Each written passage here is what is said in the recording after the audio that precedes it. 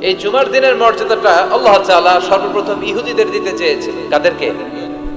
ওরা এটা নেয় নাই। ওরা নিজেদের জন্য শনিবারকে ওদের অ্যাসেম্বলি ডে বানিয়েছে। ওরা বলেছে না, আমরা শনিবারে ইবাদত করব।